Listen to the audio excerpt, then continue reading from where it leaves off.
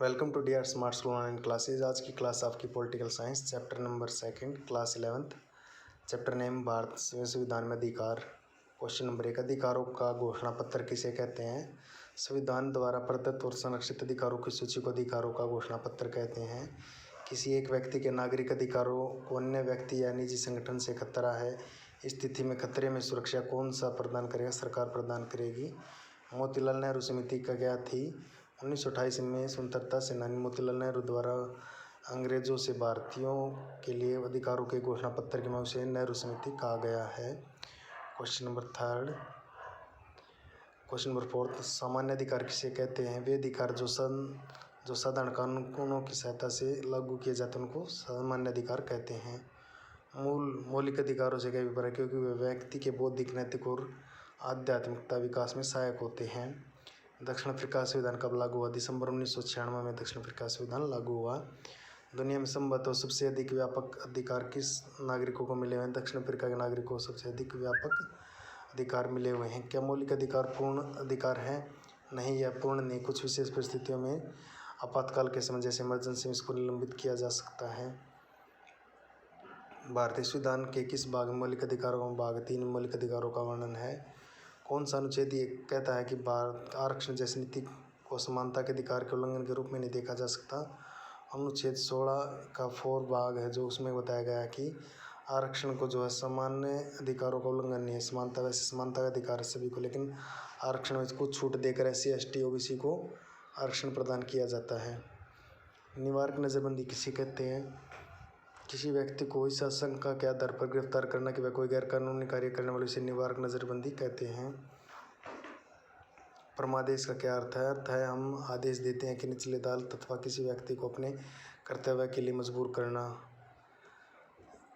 Next, अधिकार प्रथा से क्या समझते हैं? यह आदेश उस व्यक्ति के खिलाफ जारी किया जाता है जिसने गलत तौर पर पद हासिल किया हो। नेक्स्ट क्वेश्चन, अधिकार प्रथा से आप क्या समझते हैं? आदेश रिट उस व्यक्ति के खिलाफ जारी किया जिसने गलत तौर पर पद हासिल किया हो। नेक्स्ट, उत्प्रेषण रिट क्या होती है? उत्प्रेषण रिट का अर्थ होता है हमें सूचनाएं दी जाए, हमें इसमें निचली अदालत को किसी विशेष मामले का ब्यौरा उच्च स्तर पर अदालत को देना होता है। संविधान का हृदय और आत्मा किस अधिकार को कहा गया है? संविधान का हृदय और आत्मा जो हमारा संवैधानिक उपचारों का अधिकार को कहा गया है। नेक्स्ट, भारतीय संविधान में वर्णित 6 अधिकारों का मूल मौलिक संज्ञा क्यों दी गई है? यह अधिकार वर्षों से चले आ रहे मूल्यों को एवं सिद्धांतों का प्रतीक है। इनके द्वारा व्यक्ति का सर्वांगीण विकास होता है। नेक्स्ट, मौलिक अधिकारों को किस परिस्थिति में निलंबित किया जा सकता है? मौलिक अधिकारों को विशेष अनुच्छेद 19 आपातकाल की स्थिति में निलंबित किया जा सकता है। भाषण और अभिव्यक्ति की स्वतंत्रता का क्या अर्थ है? इसका अर्थ यह है कि व्यक्ति अपने विचारों को शब्दों के रूप में लिखकर, प्रेस द्वारा छापकर, अधिकारों, तस्वीरों द्वारा या किसी अन्य माध्यम से लोगों तक पहुंचा सकता है। बंधुआ मजदूरी से आप क्या समझते हैं? जमींदारों और सूदखोरों और अन्य धनी लोगों द्वारा गरीब लोगों से पीढ़ी दर पीढ़ी मजदूरी करवाना, इससे अपराध घोषित किया गया है। बंदी प्रत्यक्षण क्या है? न्यायालय द्वारा किसी व्यक्ति को न्यायालय जज के सामने उपस्थित होने के या करने का आदेश दिया जाना बंदी प्रत्यक्षण कहलाता है। शोषण के विरुद्ध अधिकार के अंतर्गत कौन से 2 प्रावधान हैं?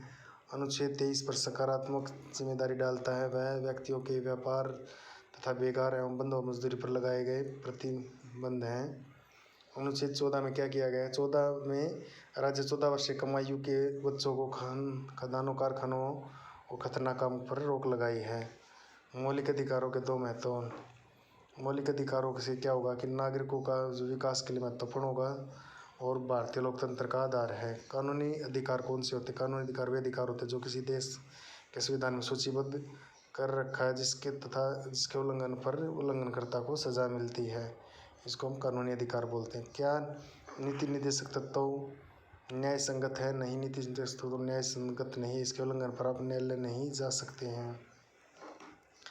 मौलिक अधिकार और नीति निर्देशक तत्वों में अंतर। मौलिक अधिकार न्याय संगत है, नीति निर्देशक तत्व न्याय संगत नहीं है। मौलिक अधिकार में का स्वरूप निषेधाकारी है, जबकि नीति निर्देशक तत्वों का स्वरूप सकारात्मक है। नेक्स्ट क्वेश्चन, मौलिक अधिकारों एवं नीति निर्देशक तत्वों के मध्य विवाद के अंदर कौन सा अधिकार था? संपत्ति का अधिकार था, जिसे 44वें संशोधन द्वारा मौलिक अधिकारों की सूची से निकाल लिया गया। आज की क्लास में इतना ही, कल की क्लास में इसके बड़े क्वेश्चन करेंगे। Okay, thank you.